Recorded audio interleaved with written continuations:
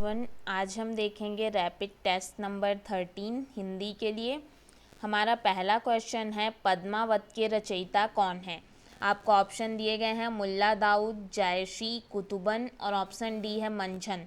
तो option B जो है इसका राइट आंसर हो जाएगा। पद्मावत के रचयिता का नाम मलिक मोहम्मद जायसी था और इसकी रचना 1540 ईस्वी में की गई थी। नेक्स्ट देखते हैं, पद्मावत किस भाषा में लिखा गया है। ऑप्शन दिए गए हैं ब्रज, मैथिली, अवधी और ऑप्शन डी है अपभ्रंश। तो ऑप्शन सी जो है इसका राइट आंसर हो जाएगा। पद्मावत अवधी भाषा में लिखा गया है। चूँकि पद्मावत जो है वो एक प्रेमाख्यान प्रबंध काव्य है जिसमें चित्तौड़ के राजा रत्नसेन और सिंघल की राजकुमारी पद्मावती के विवाह और उनके विवाह के पश्चात के जीवन का चित्रण मार्मिक रूप से किया गया है। इसको एक त्रासदी भी माना जाता है। ये क्वेश्चन भी पूछे जाते हैं, तो आपको याद रखना है पद्मावत जो है वो प्रेमाख्यान प्रबंध काव्य है और इसको एक त्रासदी भी माना जाता है। नेक्स्ट देखते हैं, पद्मावत के अनुच्छेदों का नाम है। ऑप्शन दिए गए हैं सर्ग, कांड, खंड और ऑप्शन डी है अंक। तो ऑप्शन सी जो है इसका राइट आंसर हो जाएगा। पद्मावत जो है उसको खंडों में विभक्त किया गया है और उसके अनुच्छेद का नाम खंड है। नेक्स्ट देखते हैं, पद्मावत में रत्नसेन किसका प्रतीक है। तो पद्मावत जो है उसमें विभिन्न नायक नायिकाओं को विभिन्न चीज़ों का प्रतीक बताया गया है।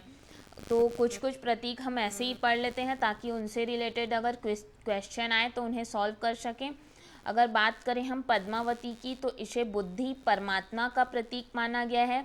चित्तौड़ को शरीर का प्रतीक माना गया है। रत्नसेन को मन का प्रतीक माना गया है। सिंहल द्वीप को हृदय का प्रतीक माना गया है। राघव चेतन को शैतान का प्रतीक माना गया है। अलाउद्दीन की बात करें तो उन्हें माया का प्रतीक माना गया है। नागमती को संसार का प्रतीक माना गया है और हीरामन तोता जो है उसको गुरु का प्रतीक माना गया है। तो यहाँ पे आपको जो क्वेश्चन है उसमें पूछा गया है पद्मावत में रत्नसेन किसका प्रतीक है। तो ऑप्शन ए जो है इसका राइट आंसर हो जाएगा, मन का प्रतीक है। नेक्स्ट देखते हैं, पद्मावत में पद्मनी प्रतीक है। किस चीज़ की प्रतीक है वो बताना है। साधक का, शैतान का, परम सत्ता की और ऑप्शन डी है प्रकृति की। तो ऑप्शन सी जो है इसका राइट आंसर हो जाएगा। परम सत्ता का प्रतीक उन्हें माना गया है। नेक्स्ट देखते हैं, इनमें से कौन सी कृति जायसी की अक्षय कृति के आधार पर रची गई है।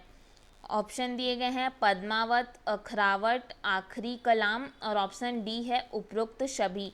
तो ऑप्शन ए जो है इसका राइट आंसर हो जाएगा। अक्षय कृति का आधार जो है वो पद्मावत है, जिसके पढ़ने से ये प्रकट होता है कि जायसी का हृदय कैसा कोमल और प्रेम की पीर से भरा हुआ था। नेक्स्ट देखते हैं, पद्मावत को समासयोक्ति किसने कहा है। ऑप्शन है गणपति चंद्र गुप्त, आचार्य रामचंद्र शुक्ल, माता प्रसाद गुप्त और ऑप्शन डी है राजकुमार वर्मा।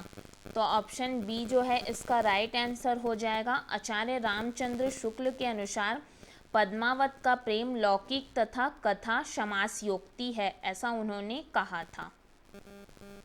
नेक्स्ट देखते हैं, छार उठाए लिन्ह एक मुट्ठी, दिन्ह उड़ाई पृथ्वी झूठी। ये पंक्ति किस ग्रंथ से ली गई है। आपको ऑप्शन दिए गए हैं पद्मावत से, चंद्रायन से, आखिरी कलाम से और ऑप्शन डी है रामचरितमानस से। तो ऑप्शन ए जो है इसका राइट आंसर हो जाएगा। उपयुक्त जो पंक्ति है वो मलिक मोहम्मद जायसी कृत पद्मावत से ली गई है। जब अलाउद्दीन की सेना जो है वो कुंभलनेर के दुर्ग पर आक्रमण करती है तो अलाउद्दीन को केवल निराशा ही हाथ लगती है और वह यह कह उठता है कि यह संसार जो है वो झूठा है।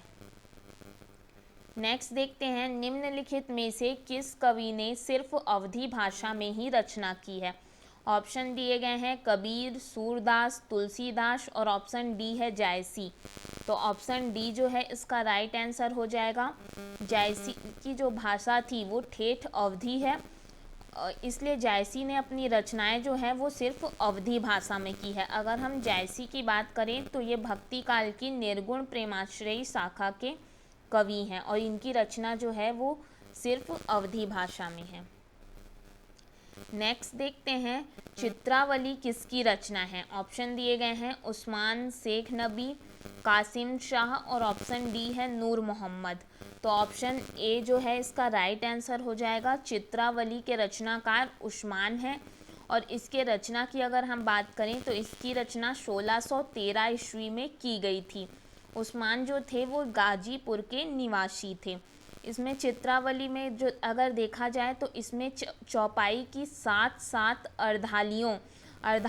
अर्धाली का मतलब है चौपाई के 2 चरण जो होते हैं उनको अर्धाली कहते हैं। उसके पश्चात एक एक दोहे का प्रयोग किया गया है। मतलब कि चित्रावली में चौपाई के 7 अर्धाली हैं और उनके पश्चात एक एक दोहा है।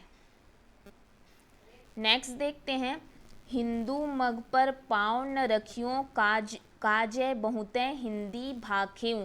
यह उक्ति किस रचना और रचनाकार से संबंधित है। आपको यहाँ पे ऑप्शन दिया गया है नूर मोहम्मद, इंद्रावती, उस्मान, चित्रावली, नूर मोहम्मद, अनुराग बांसुरी और ऑप्शन डी है कासिम शाह, हंस जवाहिर। तो ऑप्शन सी जो है इसका राइट आंसर हो जाएगा नूर मोहम्मद और अनुराग बांसुरी। नेक्स्ट देखते हैं हिंदी भाषा में रचना करने पर किस सूफी कवि को मुसलमान का उपालब्ध सुनने को मिला था। ऑप्शन दिए गए हैं जायसी, उस्मान, शेख नबी और ऑप्शन डी है नूर मोहम्मद। तो ऑप्शन डी जो है इसका राइट आंसर हो जाएगा। नूर मोहम्मद जो थे उन्हें अपनी रचना के लिए बार बार समय समय पर ये उपालंभ सुनने को मिला था कि तुम मुसलमान होकर भी हिंदी भाषा की रचना क्यों करने लगे हो करके। नेक्स्ट देखते हैं सूफी काव्य परंपरा का एक ग्रंथ है इंद्रावती। इसके रचनाकार कौन थे। ऑप्शन दिए गए हैं जायसी, कासिम शाह, मंझन, नूर मोहम्मद। तो ऑप्शन डी जो है इसका राइट आंसर हो जाएगा। नूर मोहम्मद जो थे इंद्रावती के रचनाकार थे और उनको इन्हीं रचना के बाद ऐसा उपालब्ध सुनने को मिला था कि तुम मुसलमान होकर भी हिंदी में रचना क्यों कर रहे हो करके। नेक्स्ट देखते हैं स्वामी अग्रदास किस धारा के कवि थे। आपको ऑप्शन दिए गए हैं निर्गुण, प्रेमाश्रयी, राम भक्ति और ऑप्शन डी है कृष्ण भक्ति। तो ऑप्शन सी जो है इसका राइट आंसर हो जाएगा। स्वामी अग्रदास जो थे वो राम भक्ति शाखा के प्रमुख कवि थे। इस शाखा के और अन्य कवि भी हैं जैसे रामानंद, तुलसीदास, नाभादास, ये सभी जो हैं इस शाखा के कवि हैं। नेक्स्ट देखते हैं गोस्वामी जी के पिता का नाम था। ऑप्शन दिए गए हैं गंगाराम, आत्माराम, देवतादीन और ऑप्शन डी है इनमें से कोई नहीं। तो ऑप्शन बी इसका राइट आंसर हो जाएगा। गोस्वामी जी के पिता का नाम जो था वो आत्माराम दुबे था और उनकी माता का नाम हुलसी था। यहाँ पे आपको पूछा गया कि उनके पिता का क्या नाम था, तो ऑप्शन बी इसका राइट आंसर हो जाएगा। और अगर उनके विवाह की बात करें तो वो रत्नावली से हुआ था। नेक्स्ट देखते हैं गोद के लिए हुलसी फिरे तुलसी सो सुत होए। यह पंक्ति इनमें से कौन से कवि की है। ऑप्शन है राम प्राणचंद्र चौहान, नाभादास, नरोत्तम दास और ऑप्शन डी है रहीम। तो ऑप्शन डी इसका राइट आंसर हो जाएगा। ये पंक्ति जो है रहीम की है। फिर नेक्स्ट देखते हैं तुलसी का भक्ति का स्वरूप क्या था। ऑप्शन है दास्य, सख्य, ऑप्शन सी है वात्सल्य और ऑप्शन डी है मात्र। तो ऑप्शन ए जो है इसका राइट आंसर हो जाएगा। तुलसी की भक्ति जो थी वो दास्य भाव से ओतप्रोत थी। यही कारण है कि तुलसी राम के सम्मुख विनम्र रहे हैं। नेक्स्ट देखते हैं अवधी भाषा के सर्वाधिक लोकप्रिय महाकाव्य का नाम है। ऑप्शन है पद्मावत, मधुमालती, मृगावती और ऑप्शन डी है रामचरितमानस। तो ऑप्शन डी जो है इसका राइट आंसर हो जाएगा। रामचरितमानस जो है वो अवधी भाषा का सर्वाधिक लोकप्रिय महाकाव्य है जो कि राम कथा पर आधारित है। अगर इसकी रचना की बात करें तो ये काशी, चित्रकूट और अयोध्या में हुई हैं और इसका सन अगर देखें तो 1574 ईस्वी में लगभग हुआ था, जो कि तुलसीदास के द्वारा किया गया था और इसको पूर्ण होने में लगभग 2 वर्ष 7 माह और 26 दिन लगा था।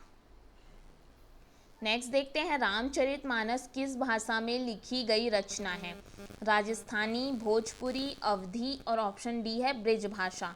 तो ऑप्शन सी जो है इसका राइट आंसर हो जाएगा, ये अवधी भाषा में लिखी हुई रचना है।